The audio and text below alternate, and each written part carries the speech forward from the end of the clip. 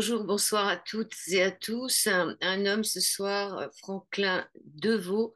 Il est pilote, entrepreneur. On va parler d'avion, on va s'envoler un peu aujourd'hui. Bonjour Franklin Deveau. Bonjour. Vous êtes pilote, entrepreneur. C'est vous qui êtes à l'origine de la carte vitale et de la valise de transport de fonds sécurisée par les banques. Mais c'est pas de ça qu'on va parler aujourd'hui. Vous avez été pilote, vous avez écrit chez Artaud en 2005 un livre qui s'appelle Un avion pour rêver et vous avez fait un film en 2007, le PBI Catalina. Vous pouvez déjà parler un peu de cela, du PBI Catalina? Oui, alors le PBY Catalina, c'est un avion qui a été conçu à la fin des années 30, pendant que, au niveau du Pacifique notamment, le Japon devenant menaçant, la Navy américaine a décidé d'élaborer cet hydravion qui était un hydravion de reconnaissance. Il avait pour particularité de voler très longtemps. Pour l'époque, il volait 15 heures d'affilée avec deux équipages. Et donc, c'est cet avion que j'ai utilisé quasiment 60 ans plus tard ou 50 ans plus tard. Je l'ai transformé en studio de télévision pour le compte de TF1 et nous avons ensemble fait la fameuse émission Opération Kavango. Il s'agissait de faire des reportages à travers le monde pour montrer que la Terre était belle, etc., etc. Et cetera. Et notamment, nous avons fait l'équivalent de 2 tours du monde de tournage. Voilà. D'accord, et c'est celui qui a été racheté par les Américains et qui est reparti en 1960. Et en 2016, il a été sur la Saône à Mâcon, cet avion. Alors, tout à fait. En 2016, bon, alors cet avion a une histoire exceptionnelle, hein. Il a d'ailleurs fait l'objet du bouquin que j'ai écrit en 2004, Un avion pour rêver. Il a eu une histoire, des histoires successives étonnantes. Et à la fin, bon, on a fait beaucoup de tournages, des films. Il a été l'acteur dans le film Odyssée, qui relate la vie de Cousteau. Nous avons fait beaucoup de reportages et surtout la très très très belle mission en 1998 où on est allé transporter du courrier de Toulouse à Santiago pour commémorer un petit peu, enfin un an plus, quasiment un siècle plus tard, la naissance des héros de l'aéropostale, Saint-Exupéry, Mermoz, etc. C'était un avion de guerre, c'était un avion de pompier, Non, non? non, c'était surtout un avion d'observation, hein. C'est un avion, d'ailleurs, son surnom, c'était Sky Angel. Il servait surtout également à récupérer des marins qui avaient été, dont leur bateau avait été coulé par des sous-marins ennemis. Et puis, c'est un avion qui, après la guerre, a été utilisé avant le Canadair comme avion pour lutter contre les incendies. Et ça a été d'ailleurs celui dont je parle, a été le prototype pour mettre au point la technique d'écopage pour lutter contre les incendies. Donc c'est un avion très pacifique et un avion, je dirais, qui a une très très belle image. Voilà. Alors, si on parle de cet avion, c'est parce qu'il va être important dans ce qui va suivre. Vous avez parcouru le monde, vous avez trouvé que toute la jeunesse était sans espoir, et vous pensez que tous les moyens sont bons pour nourrir les esprits.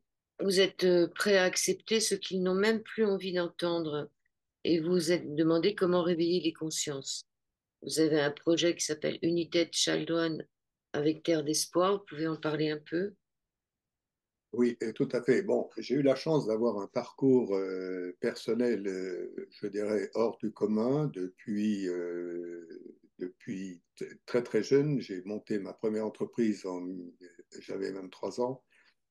Et puis, il y a depuis une dizaine d'années, je m'occupe beaucoup de jeunes, beaucoup de jeunes qui s'interrogent sur leur avenir. Je pense qu'aujourd'hui, on est en face d'une jeunesse qui perd l'espoir pour plein de raisons. Et pourtant, nous sommes en Occident où nous avons déjà un niveau je dirais, de vie et d'espoir important. Et puis, ayant parcouru le monde, je me dis, et au moment où l'intelligence artificielle est en train d'arriver, où les technologies sont réservées qu'à certaines parts, si vous voulez, de la population du monde, je me suis dit, c'est peut-être intéressant de faire ce projet United Children. Alors, c'est un projet qui peut paraître ambitieux, mais tout simplement, quand je m'aperçois que rien n'est fait pour apporter cet espoir, notre idée, c'est donc de parcourir sur une centaine d'escales, aller un peu partout à travers la planète pour expliquer deux choses. Des escales de plusieurs jours, tout simplement pour éveiller les consciences, éveiller un petit peu, je dirais, les générations en leur disant que tout est possible. Et pour cela, nous avons retrouvé des jeunes qui aujourd'hui ont une trentaine d'années, qui à l'époque ont subi des exactions incroyables, par exemple au Rwanda, en Amazonie, etc. Et des jeunes qui n'avaient aucun espoir, dont les parents ont été exécutés, sacrifiés, etc. Et qui aujourd'hui, par le destin, par plein de choses, ont réussi, si vous voulez, à faire de leur vie quelque chose d'exceptionnel. Je pense à une jeune fille qui à l'époque, dont les parents avaient été exécutés au Rwanda, a été adoptée à l'âge de 2 ans et aujourd'hui, elle est professeure de droit humain à l'Université de Vancouver. Et à partir de là, j'ai eu l'idée de dire, effectivement, on va se servir de ce genre d'exemple pour aller porter, non pas forcément que la bonne parole, mais apporter un certain nombre de réflexions dans tous ces pays que si nous ne le faisons pas, je pense que dans 20 ou 30 ans, ben, le monde qui est déjà pas très, très, très, très facile aujourd'hui sera encore pire. Et nous avons pour objet, effectivement, d'essayer à la fois d'éclairer et d'apporter cet espoir pour que les uns et les autres aient cette capacité de croire en eux et de croire en leur destin.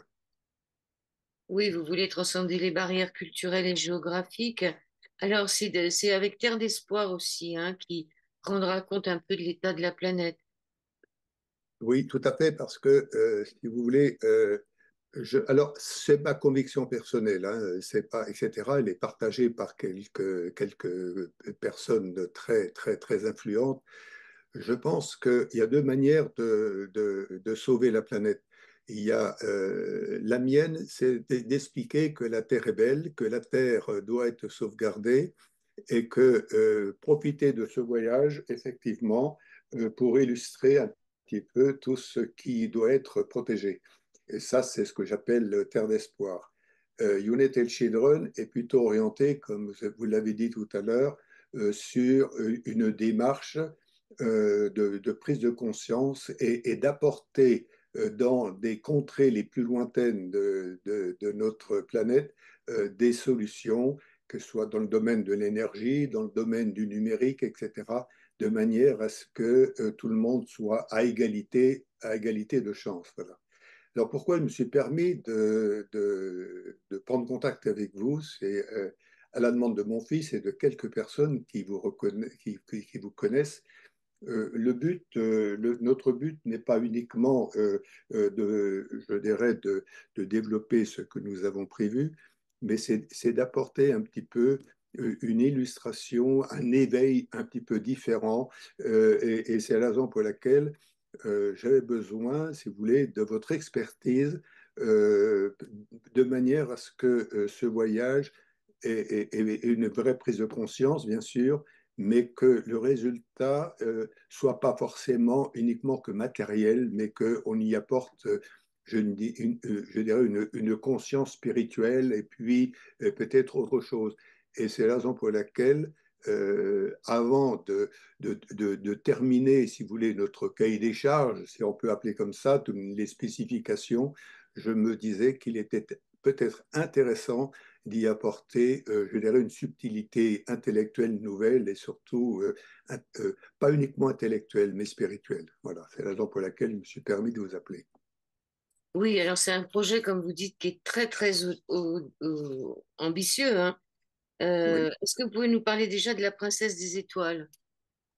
Alors, si vous voulez, alors la Princesse des Étoiles, c'est le nom qui a été donné à cet avion pour deux raisons. D'une part, à l'époque, lorsque nous sommes partis de Toulouse à Santiago du Chili avec un avion des années 30. C'était à l'extrême limite refaire à l'identique ce que les pilotes de l'aéropostale, qui étaient des gens exceptionnels, hein, là aussi c'est un exemple fondamental. On a transporté du courrier de Toulouse à Santiago avec cet avion qu'aurait pu piloter Saint-Exupéry, Mermoz, etc. Et donc, ce n'est pas uniquement une référence par rapport au Petit Prince. Je l'ai appelée la Princesse des Étoiles parce que à cette époque, j'ai perdu une petite fille qui avait 5 ans, d'accord, qui a vécu tout ça, qui rêvait de ce que j'allais faire. Et puis, pendant ce périple, bon, elle est partie, malheureusement. Et donc, j'ai baptisé l'avion en son souvenir, la Princesse des Étoiles. Voilà. Donc, c'est quand même une initiative qui part des États-Unis, on est d'accord, des Alors, Nations Unies. pardon. Oui, alors, des États-Unis. Pourquoi on parle des États-Unis? Tout simplement parce que l'avion est actuellement aux États-Unis, n'est-ce pas? Le ramener quelque part ailleurs dans le monde, c'est un avion, comme je vous l'ai dit tout à l'heure, qui ne vole pas très vite. Ça fait pour le ramener, par exemple, en France, il faudrait 70 heures ou 80 heures de vol, qui représentent un budget important.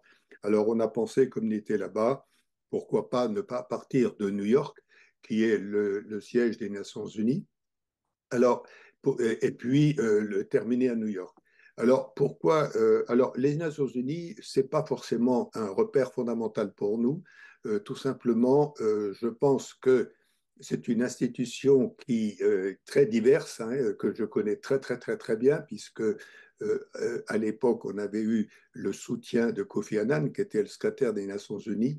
Le but, je ne veux pas me raccrocher à ce qu'ils font. Notre démarche est totalement on la voudrait totalement indépendante et libre, tout simplement.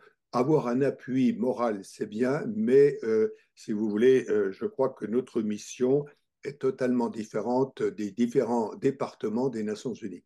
Il doit partir quand même le 4 juillet, c'est une fête nationale 2025, décollage de New York. Oui, alors pourquoi le 4 juillet? Ah bah, vous imaginez bien que dans cette affaire, il est très important que, disons, de le faire savoir. Donc, 6 mois plus tôt, nous allons, comme nous l'avons fait d'ailleurs dans le raid pour partir à Santiago du Chili, nous allons instruire je dirais, toutes les écoles du monde, etc., pour leur dire, voilà notre projet, etc., de manière à ce que tout le monde soit préparé à ce projet.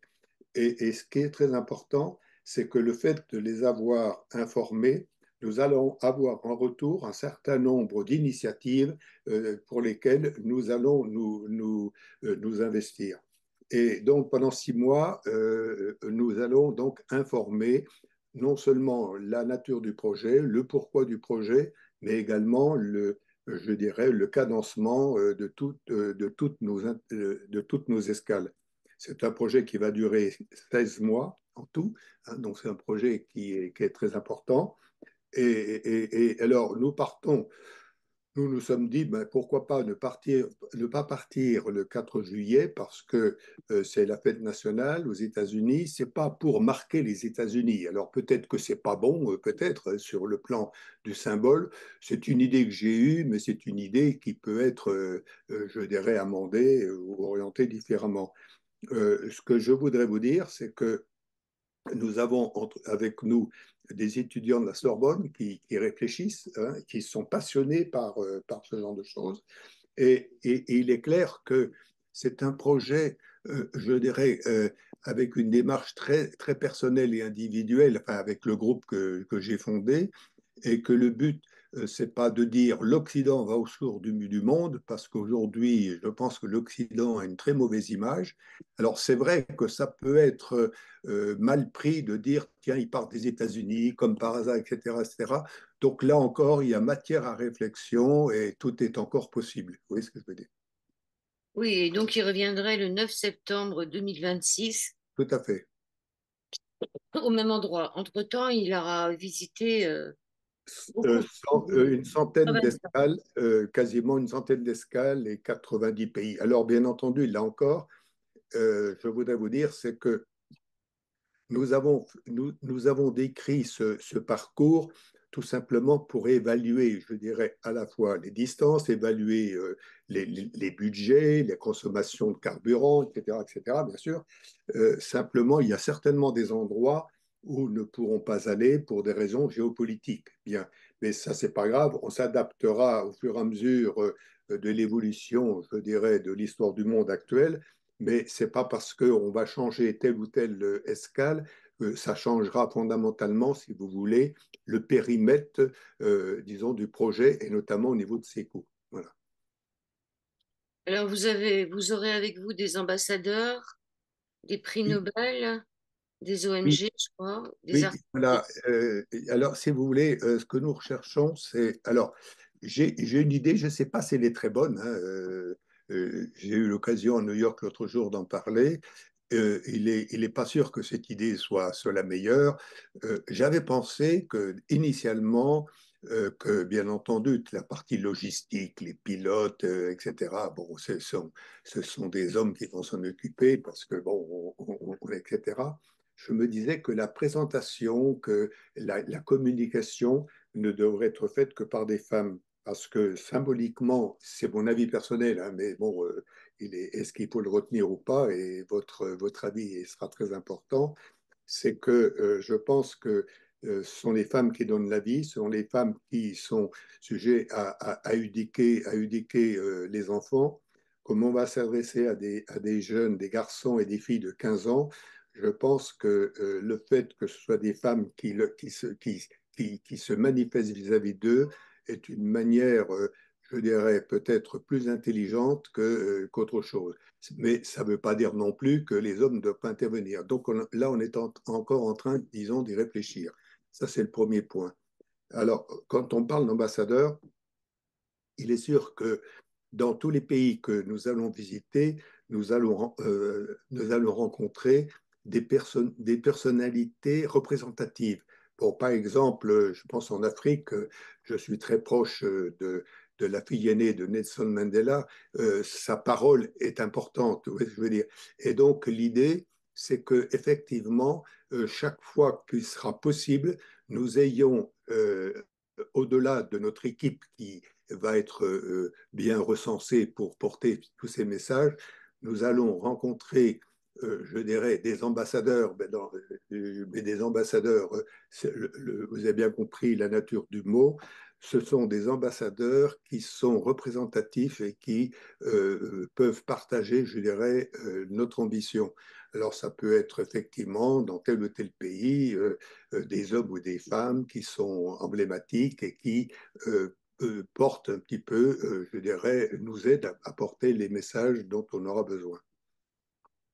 Des artistes, des sportifs et l'IFER, la communauté scientifique internationale.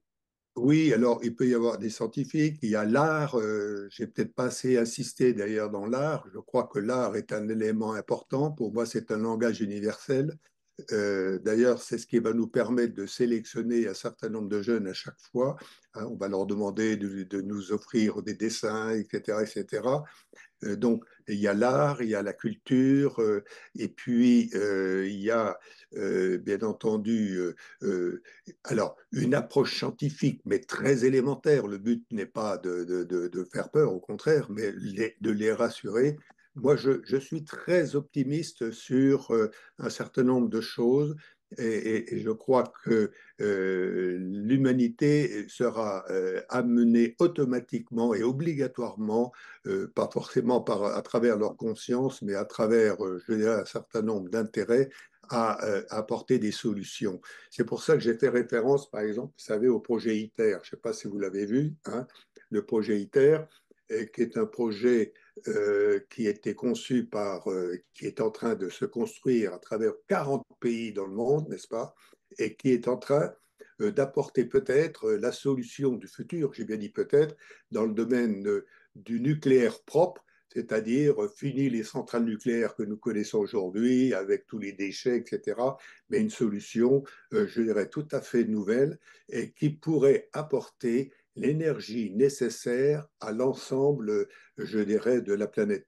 C'est un projet qui, pour moi, est très, très, très important pour deux raisons. D'une part, parce que c'est une solution qui est des plus intéressantes, mais surtout, c'est un projet qui est à la mesure et à la portée de tous les pays du monde, car tous les développements scientifiques qui sont en train de se produire sont diffusés à l'ensemble, je dirais, des pays qui sont membres, je dirais, d'ITER. Il y en a une quarantaine aujourd'hui. Et je trouve que pour une fois, on a un projet qui n'est pas orienté dans l'intérêt des uns contre les autres, mais avec une ouverture sur le plan, je dirais, de la planète. Oui, alors est-ce qu'il y a, il y a combien d'enfants qui vous suivent sur le projet dans l'avion? Alors, vous avez raison. Donc, il y aura. Alors, bien entendu, on est limité par le nombre de places qu'on pourra mettre dans l'avion. Il y aura à peu près 9 personnes, 10 personnes, une dizaine de personnes. Alors, dans ces personnes, ce que je pensais.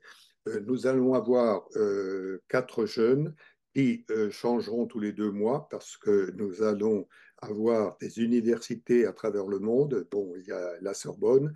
J'ai recruté une université aux États-Unis à Santa Barbara. J'ai eu l'accord d'une université en Inde. Je vais avoir une université en Afrique.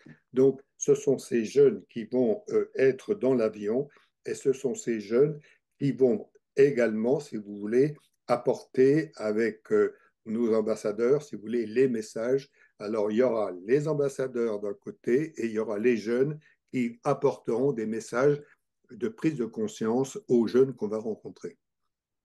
Oui, alors il y aura un simulateur de vol en temps réel pour suivre l'avion.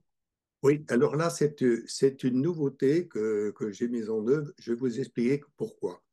Je pense que aujourd'hui, tout le monde rêve, bon, avec la technologie, etc., etc. Et donc l'idée, c'est que l'avion aura son simulateur de vol, et son simulateur de vol va être mis sur le réseau Internet, et l'ensemble des enfants et même des adultes, parce qu'il y en a beaucoup qui sont intéressés, pourront vivre le voyage en temps réel avec nous.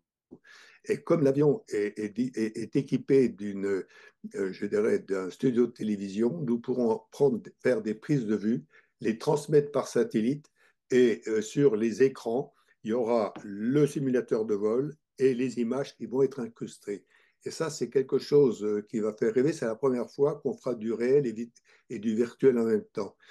Et la deuxième chose, c'est que on pourra, par ce biais également, transmettre des messages, et ces messages seront inscrits, si vous voulez, sur le simulateur de vol. Voilà.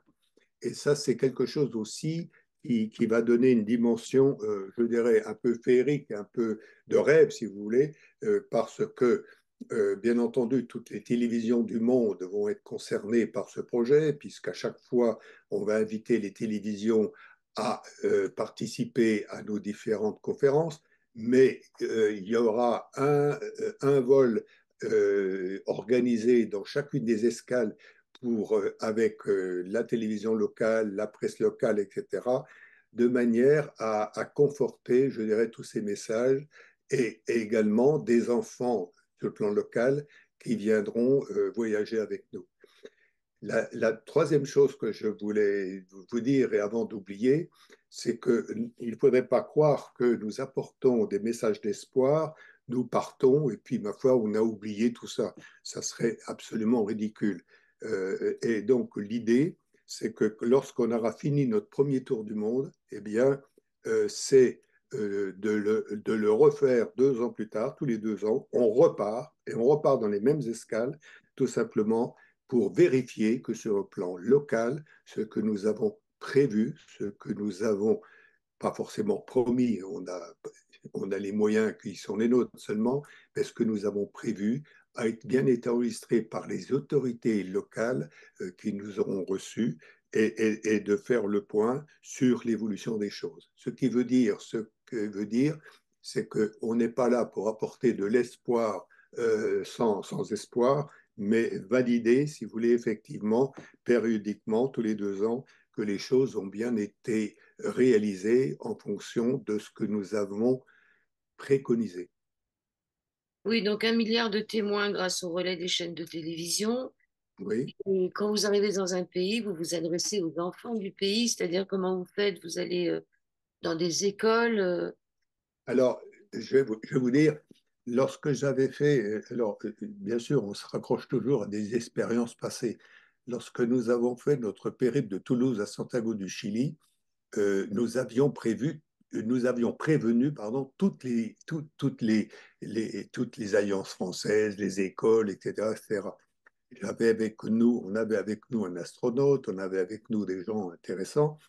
Et lorsque nous avons à chaque fois fait des conférences ou des interventions devant des centaines et des centaines de jeunes, et il arrivait même parfois qu'on nous recevait dans des pays d'Afrique et notamment même en Amérique du Sud avec des chansons françaises qu'ils avaient apprises pour nous accueillir. Et ça, je crois que c'est très, très important. Ce qui veut dire que, bien entendu, je n'ai pas la prétention si vous voulez, d'informer 1 milliard de jeunes. C'est pas du tout. Mais 1 milliard de jeunes pourront être informés, mais chaque fois, ce sera des conférences avec des centaines et des centaines de jeunes qui sauront et qui auront été prévenus de notre arrivée. Et nous avons prévu des films très simples, très, très, très simples, de manière à ce que dans leur mémoire s'inscrivent, je dirais, tous ces messages qu'ils puissent à la fois recevoir et qu'ils puissent entendre, qu'ils puissent comprendre et que pour certains, ça les remette en cause. Vous voyez, je vais vous dire une anecdote. J'ai fait une conférence il y a 2, 3 ans dans un endroit où il n'y avait que des cas sociaux très problématiques. Eh bien, à la fin, j'ai eu un jeune qui est venu me voir en me disant, je vous remercie, monsieur, vous m'avez donné envie de vivre. Ça m'avait vraiment sublimé, si vous voulez, en me disant, bon, ben, continue à faire ça. Et je crois que le but aussi de ce message, c'est pas uniquement de réveiller les consciences de ceux qui aujourd'hui ne savent rien de tout ça. Vous savez, c'est ce que je vous dis tout à l'heure. Dans certains, nous avons l'intelligence artificielle. Vous pensez qu'en Amazonie, il y a l'intelligence artificielle, ils ne savent même pas que ça existe. Je crois que c'est important d'ouvrir les consciences, ouvrir l'horizon à tous ces gens qu'on va rencontrer, mais ouvrir les consciences à ceux qui ont le pouvoir. Vous voyez ce que je veux dire? Et notre but n'est pas de donner des opinions politiques ou quoi que ce soit. Le but, c'est que nous puissions, à travers, et c'est pour ça que ça m'intéresse d'avoir votre regard, c'est qu'à chaque fois que nous arrivons quelque part, quel que soit le régime, quelles que soient les obédiences religieuses, on puisse être accueilli tout simplement parce qu'on est porteur, je dirais, disons, d'un message, je dirais, universel et qui cause et qui répond aux causes, je dirais, du moment. Alors, les équipages, vous en avez parlé un peu. Je crois que vous avez 4 pilotes. Hein, Oui, oh, ben ça, oui, oui, ben là, c'est un problème purement matériel. Des pilotes, on a 6 pilotes. Hein. Donc, en fait, 4 suffisent parce qu'ils vont être en rotation. J'avais une compagnie aérienne dans le temps, hein, donc je j'ai aucun problème si vous voulez. La partie logistique d'un projet comme ça qui est important, nous l'avons connu puisque nous avons fait l'équivalent de 2 tours du monde il y a une vingtaine d'années lorsqu'on a fait les tournages pour TF1. Donc ça, c'est un problème que nous avons résolu. On sait, d'ailleurs, je suis parti aux États-Unis, j'ai fait un vol dans l'avion, j'ai été, etc. Donc, on sait que ce plan de l'avion, ce plan logistique, sur le plan, je dirais, des équipages, sur la partie de la maintenance, etc., je dirais, on a toute cette expérience et ça nous donne une crédibilité, si vous voulez, incontournable pour l'avoir déjà fait. il n'y aura pas de barrière avec la langue. Dans certains pays, ils parlent. Vous avez tout à fait raison. Et là, l'idée, c'est la raison pour laquelle on a eu l'idée de faire des messages très très simples, n'est-ce pas? Et il est clair que nous ne voulons pas forcément imposer ni l'anglais ni de telle ou telle langue. Nous avons prévu des interprètes locaux qui puissent effectivement traduire absolument tous les messages que nous voulons prodiguer dans la langue, si vous voulez, locale la plus appropriée. Alors, quand vous parliez de l'Amazonie tout à l'heure, est-ce que vous allez leur parler de l'intelligence artificielle et toutes ces choses-là? Est-ce que vous croyez que ça va les intéresser? Alors, vous avez raison. Alors, dans chacun des territoires parcourus, nous allons essayer effectivement de nous adapter à la problématique de ce qu'ils rencontrent.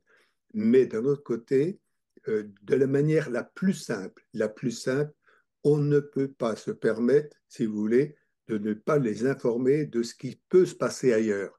Et l'intelligence artificielle est un très bon exemple, n'est-ce pas? Euh, euh, il est, il est important qu'au niveau dans lequel ils se trouvent et au niveau dans lequel nous nous trouvons, eh bien, ils savent qu'il y a des gaps possibles et qu'ils peuvent se réaliser. Vous parlez de l'Amazonie. Je prends l'exemple d'une jeune que j'appelle Égérie, hein, mais bon, ce n'est pas forcément le nom le mieux approprié. Cette jeune femme qui aujourd'hui a une trentaine d'années a eu son village complètement décimé par des chercheurs d'or il y a une trentaine d'années. Ils ont tué tout le monde, ils ont rasé tout le village. Cette gamine qui devait avoir peut-être 2 ans, 3 ans, a pu s'en sortir par un hasard incroyable et aujourd'hui, elle a un poste des plus influents à New York. Et elle va faire partie, je dirais, de notre projet. Tout simplement parce qu'elle a conscience, à sa manière, hein, d'apporter des solutions par rapport à l'Amazonie, là où elle est née, etc. Donc, effectivement, je ne suis pas moi-même, si vous voulez, le centralisateur de tout ce qu'il faut dire, etc. Je vais laisser la parole à ces témoins qui vont passer le relais. Et là, à chaque fois, et c'est d'ailleurs parce que nous avons un peu plus d'un an devant nous, hein, et puis s'il faut décaler de 6 mois pour telle ou telle raison, on n'est pas pressé, mais c'est la raison pour laquelle la préparation, je dirais, à la fois des messages, des objets et des objets des messages, et à la fois des gens qui vont prononcer, si vous voulez, c'est quelque chose sur lequel on est en train de travailler, mais que cette jeune femme qui va expliquer un petit peu son parcours et en disant aujourd'hui j'ai plusieurs millions, entre parenthèses, c'est un terme que je ne connais pas moi-même, mais de followers pour telle ou telle chose parce qu'elle a une réussite d'exception, je pense que si elle dit il existe ceci, il existe l'intelligence artificielle, mais c'est pas comme ça, mais petit à petit, vous pouvez avoir la chance de, je pense que c'est quelque chose d'important, car c'est pas moi qui vais le dire, c'est pas forcément des ingénieurs, ce sont des gens de cette trempe, vous voyez, qui vont l'exprimer. Et là, je pense que la crédibilité est fondamentale. Oui, je pense quand même à la forêt amazonienne. Elle a peut-être son mot à dire aussi, mais bon, on Tout fait à pas de fait, politique. tout à fait, tout à fait, Alors, vous avez raison. survol des camps de la mort en Pologne. C'est un des, c'est ce que j'ai retenu dans ce que vous m'avez envoyé. Survol Oui. des camps de la mort en Pologne, c'est aussi pour montrer un peu ce qui s'est passé avant. Oui, parce que si vous voulez, bon, là encore, alors, on est en train de retravailler ce que je vous ai envoyé. Oui, c'est un beau travail hein, que j'ai fait personnellement tout seul et on est en train de le travailler. Je pense aussi que c'est pour ça que c'est intéressant qu'on en parle, vous et moi. Je pensais avoir avec moi, vous savez, quand j'ai vu ITER qui se passe à côté d'Aix-en-Provence, ils sont en train de reconstituer le Soleil. Est-ce que vous imaginez, on est en train de reconstruire, si vous voulez, l'énergie que le Soleil est en train de faire dans des conditions technologiques inimaginables.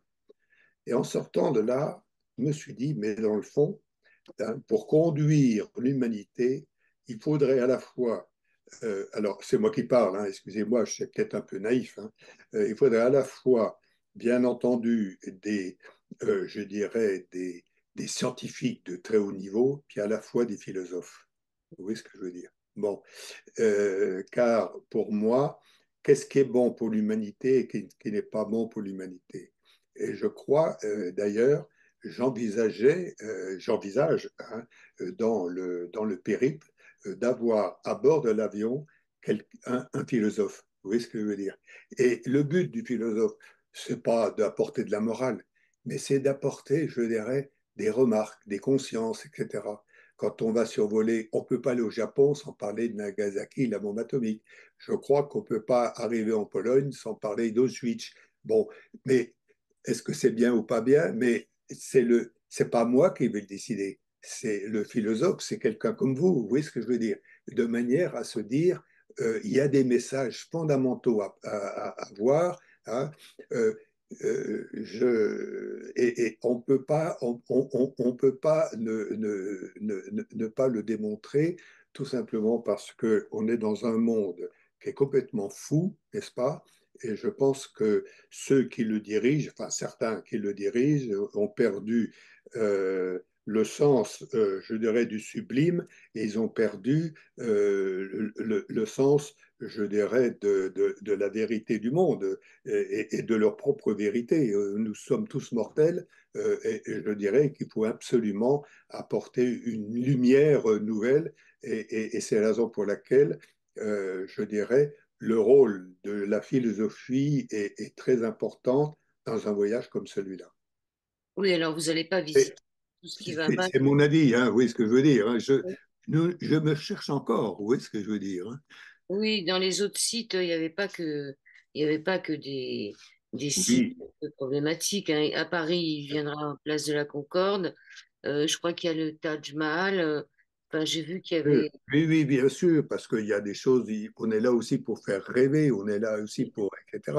Et je pense que, par exemple, quand on va arriver à New York, on va amérir qu'à cette année d'avion au pied de la Statue de la Liberté. Vous voyez ce que je veux dire? C'est formidable. Par exemple, quand on va arriver à Orlando, enfin à Cap Kennedy, hein, on va se poser sur la piste vous savez, des navettes quand elles se posaient. Ça va faire rêver aussi le monde, vous voyez ce que je veux dire?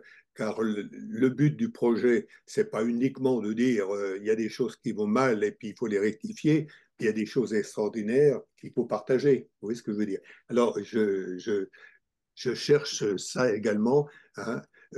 Il n'y a pas que le malheur, il y a aussi une part de rêve. Et le rêve est possible et le rêve est porteur de plein d'espoir. Alors, comment on peut vous aider sur ce projet? Peut-être en laissant des commentaires, Non, en laissant des commentaires sous la vidéo, financièrement, je sais pas. non, ce que je cherche aujourd'hui, et notamment avec vous, parce que c'est grâce à mon fils et puis quelques personnes qui vous connaissent, c'est de me dire, est-ce que je suis dans la vérité dans mon projet? Vous voyez ce que je veux dire? Et est-ce que il faut insister sur telle ou telle démarche intellectuelle ou spirituelle pour lui apporter des choses à laquelle je n'ai pas pensé. J'ai mes limites, vous voyez ce que je veux dire, hein, je les connais, mes limites. Et je me dis, vous savez, c'est un peu comme, c'est idiot ce que je vais vous dire, c'est un peu comme un arbre de Noël. Hein. Est-ce que au moment du départ, on a bien mis tout ce qu'il fallait pour que qu'on ait pensé à tout. Et la position qu'est la vôtre, la, je dirais la culture qui est la vôtre, etc., peut être un élément, je dirais, plus qu'intéressant. Et si je ne le fais pas, il manquera un élément dans le puzzle. Vous voyez ce que je veux dire? Alors moi, je vais vous dire ce que j'ai pensé à un moment quand j'ai vu que ça partait le 4 juillet 2025 et que ça revenait en 2026. Ben, dans tout le milieu un peu ésotérique, spirituel, on dit qu'à partir de 2025, tout va aller mieux. C'est-à-dire que, je veux dire, tout ce qu'on est en train de vivre en ce moment, ça va aller mieux. Et je me suis dit, est-ce que finalement, ça fait pas partie aussi un peu de ce qui pourrait être en astrologie, astronomie, histoire de planète avec la princesse des étoiles. Enfin, Oui, je- oui, oui. est-ce que ça fait pas partie de l'ère du temps, voilà, c'est-à-dire. Mais vous avez raison, oui, oui. euh, Vous avez compris, c'est un projet très altruiste, hein, et très, etc., hein. Je n'y ai aucun intérêt et rien du tout, si ce n'est que, si vous voulez, j'ai 80, j'ai eu une chance énorme dans ma vie de vivre ce que j'ai vécu, et je me dis aujourd'hui, un projet comme celui-là, c'est peut-être le seul projet qui donne un sens à ma vie. Vous voyez ce que je veux dire? Oui, oui, dans quelle démarche? Bon, je n'ai jamais cherché dans ma vie à être riche, jamais, mais etc. Et je me dis, mais toi qui as eu la chance de faire le tour du monde avec cet avion, toi qui as eu la chance, etc., etc., mais tu te dois de le faire. Bien, à partir du moment où je me suis installé à écrire les premières lignes, et aujourd'hui, je peux vous dire, c'est un travail énorme, hein, vous imaginez, hein, en termes, etc. Et quand j'en ai parlé il y a un mois avec mon fils qui vous suit tout le temps, hein, alors tout le temps, tout le temps, tout le temps, et là, j'ai dit, tu as raison, il faut que je lui donne ce côté, je dirais, cette dimension, je dirais, c'est presque la quatrième dimension. Voilà. Oui, moi, je pense que les enfants, c'est important puisque c'est l'avenir de l'humanité. Donc, si on peut leur redonner de l'espoir, comme vous avez dit, si on peut stimuler les aspirations de chaque enfant, si déjà, ça serait un super projet. Moi, j'ai du mal à concevoir comment ça va fonctionner parce que c'est pas moi qui l'ai créé, ce projet. Ça m'a l'air un peu, oui, comme je dis, audacieux, mais je pense que 2025, ça va vraiment être un moment où on va décoller, pas uniquement de New York, mais peut-être où il va y avoir un décollage au niveau des schémas de pensée. Et c'est un beau projet parce que les enfants vont enfin, c'est un projet de fraternité quelque part. Je vais vous faire un aveu. Vous voyez, depuis quelques années, j'ai rencontré 4 à 5 000 jeunes. C'est beaucoup de temps. Et ce que je fais aussi, en dehors de mes activités professionnelles, hein, parce que je suis toujours actif, hein, toujours très actif. Je fais également des interventions dans les EHPAD. Oui. Je n'oublie pas les anciens. Et je suis en train actuellement, je fais une petite parenthèse hein, pour que vous me connaissiez mieux, hein, au niveau des autorités supérieures de l'État, pour que, au niveau des EHPAD, on trouve des solutions pour que ceux qui y sont ne soient pas complètement oubliés. Je ferme la parenthèse. Je reviens aux jeunes. C'est 4 ou 5 000 jeunes que j'ai rencontrés. Il se trouve que je connaissais beaucoup de professeurs de philosophie et qui me disent ah, ça serait bien que vous veniez de temps en temps intervenir pour leur donner des messages d'espoir. Alors, ce que j'ai fait, ça m'a pris beaucoup de temps. Mais ce que je peux vous dire, j'ai des retours extraordinaires, mais extraordinaires. Euh, il y a 2 ans, je suis intervenu dans 2 classes de philo.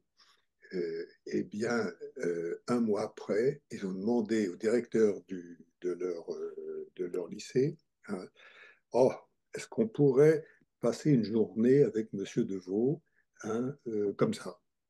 Ils ont affrété un bus et nous avons passé une journée ensemble à pique-niquer, vous voyez ce que je veux dire, à échanger. Et il se trouve que je suis ni leur père, ni l'instituteur, ni le curé, vous voyez ce que je veux dire. Et, et le soir, quand ils sont partis, euh, ils m'ont tous embrassé, mais comme si je faisais partie de quelque chose de différent. Et je me dis quelque part, le projet sur lequel je suis là, c'est le prolongement de ce que j'ai ressenti. C'est pour ça que je l'appelais United Children, n'est-ce pas? Malheureusement, on est obligé de le mettre en anglais parce que ça lui donne une connaissance, une connotation différente. Mais je pense que les jeunes sont en attente et que malheureusement, la vie moderne actuelle, les parents, ceci et cela, il n'y a plus les mêmes autorités, il n'y a plus les mêmes, etc. Et en fait, ils ont besoin de les recentrer, on va dire, hein, sur des valeurs, sur des choses, etc. Et c'est pour ça que le projet United, au-delà des messages qu'on va apporter, on y apporte ce que vous venez de décrire. Là, je pense que On ne peut pas faire mieux. Bon, voilà, c'est tout. Et comme je vous l'ai dit, ça donne un sens à la vie. Et le jour où je devrais partir, si j'ai réussi à vraiment faire ça, eh bien, j'oublierai tout ce que j'ai fait. Que pour moi, non, mais vraiment, hein, j'oublierai tout, mais pas celui-là. Vous voyez ce que je veux dire? Hein, c'est, voilà. Non, puis vous ne serez pas le seul à ne pas l'oublier, puisque finalement, ça va faire du bien à plein de monde. Oui, et puis tout à fait. Et vous voyez, tout à l'heure, quand je vous ai dit, quand on m'avait invité dans ce centre où il y avait que des cas sociaux compliqués, etc., je vous jure, j'avais même un petit peu, pas une frayeur, mais une certaine appréhension de rentrer dans cette institution qui était vraiment très complexe. Et quand à la fin, l'un d'entre eux est venu me dire, je vous remercie, monsieur, vous m'avez donné envie de vivre. Vous vous rendez compte ce que ça veut dire? Là, j'ai dit, là, tu as réussi ton année. Sauver une âme, c'est énorme. Hein. Oui, parce que les jeunes à notre époque, ils se demandent d'abord s'ils auront de la retraite, ils se demandent, ils ont pas d'avenir. Enfin, ils ont l'impression de ne pas avoir d'avenir. Bon, tout est gris, donc leur donner un peu de soleil, ça va pas leur faire de mal. Oui, voilà. Et oui, puis alors, pas n'importe quel soleil. Hein, vous voyez ce que je veux dire, voilà. Et Oui. c'est là où vous pouvez m'aider en quelques séances en me disant, voilà, etc., etc. Et de toute façon, d'une manière ou d'une autre, je ne sais pas comment on peut collaborer, mais pour moi, c'est une collaboration, je dirais, à la fois spirituelle et tout. Et je pense que c'est un projet. Ce projet, je vais vous dire, il ne m'appartient pas. Il appartient à ceux qui vont le recevoir. Vous voyez ce que je veux dire? Hein. Mm. Bon, je suis peut-être un cas. Alors, quand je n'en parle à personne parce qu'on me prend pour un illuminé. Vous voyez ce que je veux dire? Mais il est fou, ce type. Mais qu'est-ce qu'il va se faire ça alors que nous, on va jouer au golf? Voilà. Ben, vous avez compris. Hein. Oui, si vous en parlez quand même, je pense que si vous, c'est du boulot, donc je Non, pense. mais j'en parle pas à mon entourage. Vous voyez ce que je veux dire? On est dans un système où les gens, je dirais, sont quand même dans on va dire, dans des actes très égoïstes. Bon, cette dimension-là, alors j'en parle à ceux qui peuvent être motivés et j'ai rassemblé autour de moi des belles équipes. Cela dit, on est dans un monde, je dirais, très impersonnel, etc. Donc, je pense que c'est très important de réveiller les consciences, comme je vous l'ai dit. Ben, je pense que vous allez réussir. Dans tous les cas, Ah, c'est gentil parce que j'ai besoin aussi, vous savez, c'est pas facile hein, d'être. Quelquefois, je me sens seul parmi les autres d'avoir des idées de ce genre. Vous voyez ce que je veux dire au départ, hein, quand vous commencez à écrire. Et c'est rassurant de la part de quelqu'un comme vous parce que ça me donne encore envie, plus envie, plus envie, plus envie, plus envie. Et c'est comme ça qu'on abat les montagnes. Hein. et au niveau du financement, vous dites qu'il faut 6,5 millions de dollars. Qui c'est Oui. qui va vous financer? Alors là, au niveau du financement, je vais m'y attaquer bientôt. Je ne veux pas, si vous voulez, je dirais, d'entreprises qui veulent, par ce biais-là, se racheter une conscience. D'accord? Parce que c'est pas juste. Donc, j'ai un certain nombre de secteurs. On est en train de préparer, je dirais, toutes ces démarches. J'ai rendez-vous d'ailleurs avec une institution financière il y a des mécénats dans le domaine de l'art, il y a des mécénats dans le domaine. Alors, il y a les compagnies. Mon idée je ne sais pas si vous la partagez, mon idée, bon, il se trouve que j'avais une compagnie aérienne, je suis très proche du président l'ancien président de IATA, l'association des compagnies aériennes, et je me disais, ben, dans le fond, chaque compagnie aérienne donne une certaine somme, oui, très, très modique, parce qu'il y en a quand même beaucoup. Et là, ce sont des fonds qui ne sont pas, par exemple, qui ne viennent pas d'une entreprise plus ou moins orientée, etc., et qui se dit, tiens, voilà, je me fais une bonne conscience, je donne les sous, etc. Non. Donc, il y a ça, il y a donc les compagnies aériennes, il y a bien sûr toutes les télévisions du monde qui vont participer, et puis on a d'autres secteurs. Et je vous tiendrai au courant parce que la morale du financement et la manière dont il se fait partie aussi de l'intégrité que je cherche. Vous voyez ce que je veux dire, hein? Oui, vous dites que vous voulez pas de publicité, hein, vous voulez pas des Non, bannières non, non, pas du tout. comme dans les matchs de foot ou les choses comme ça. Pas du tout, parce que je dirais ce projet-là ne mérite pas ça, si vous voulez, c'est trop. Voilà. Alors j'ai des idées, c'est pour ça que je parlais de sponsoring virtuel, c'est-à-dire que c'est l'avion, mais c'est l'avion virtuel, excusez-moi, c'est le simulateur de vol éventuellement, etc. Mais on cherche. Mais de toute façon, on trouvera le compromis, si vous voulez, entre le mécénat dans le domaine de l'art, le mécénat dans le domaine, alors, de toutes les entreprises, je dirais, qui sont orientées dans le domaine du luxe, etc.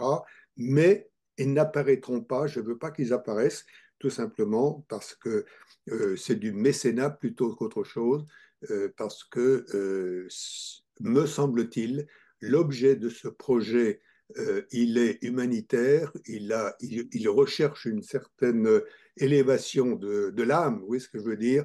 Il ne peut pas se transformer dans une démarche mercantile. Mm. Voilà. Hein, donc, il faut que je trouve le bon. Voilà. Oui, puis je pense que le mécénat, de toute façon, si les grandes, comme vous dites, si les grands couturiers ou je sais pas qui vous donnent de l'argent, ça peut être déductible de leurs impôts, non? Tout à fait, bien sûr. Donc ils n'ont rien perdu. Ils n'ont rien perdu. Mm. Voilà. Bon, ben, je crois qu'on a fait le tour, hein. J'aime bien, je vais l'intituler La Princesse des Étoiles, cette émission. Mon idée, c'est d'aligner les planètes et sur le plan le spirituel le plus possible. On est en train de dire qu'à partir de 2025 et surtout en 2026, tout va changer, quoi. C'est-à-dire qu'on ne peut pas continuer comme ça dans ce bordel où on perd nos libertés, où on perd tout. Enfin, je veux dire, ça va mal sur Terre, hein.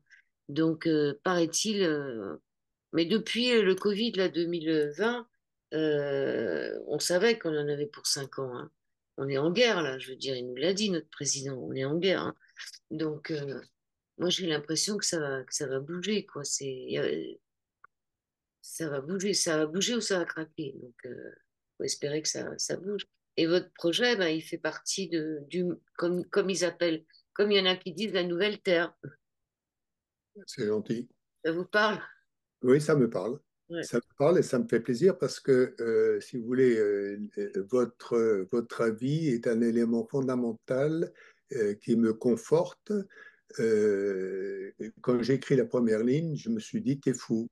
Puis, au fur et à mesure, j'ai dit non, t'es de moins en moins fou et ça répond à un besoin. Et ce qui m'étonne le plus, c'est que toutes ces grandes institutions ne l'aient pas fait avant moi. C'est tout. Vous voyez, je vais vous dire, cet avion, c'est magique. Un avion, c'est magique. Un avion qui va sur l'eau, qui ressemble la terre, la mer et l'eau, c'est Mm, magnifique. mm. La terre, le ciel, pardon, le ciel, l'eau et la terre. Il rassemble les trois éléments fondamentaux. Bon. La deuxième chose, c'est un avion qui a une histoire magnifique et c'est un porteur de messages. Et puis, ben, les messages, c'est quelque chose de fondamental. Il y aura les égéries. Nous avons donc sélectionné des jeunes qui n'avaient aucune chance à leur naissance d'exister aujourd'hui par rapport aux exemples que je vous ai donnés. Et là, je trouve ça, disons, exceptionnel. Et je pense que si on arrive sur tous ces jeunes à en orienter un certain nombre, bien on aura répondu à ce que je recherche, et à savoir, pas forcément uniquement porter de l'espoir, mais leur donner envie d'avoir envie. Je crois que c'est ça qui est. Moi, tous les matins, je vous jure, encore à l'âge que j'ai, tous les matins, j'ai envie. Vous avez envie d'être en vie. C'est Oui, bien. voilà. Et je pensais, alors vous allez me dire, est-ce que c'est une bonne idée? Je pensais, il y a un auteur que je trouve extraordinaire, c'est un aventurier incroyable, vous connaissez Sylvain Tesson, je suppose? Non? Sylvain Non? Tesson? Non. Vous connaissez pas? Non. Moi, je lis beaucoup de Sylvain Tesson. Je me disais, Il écrit dans quel domaine? Oh, dans toutes ses aventures, c'est un personnage hors du commun.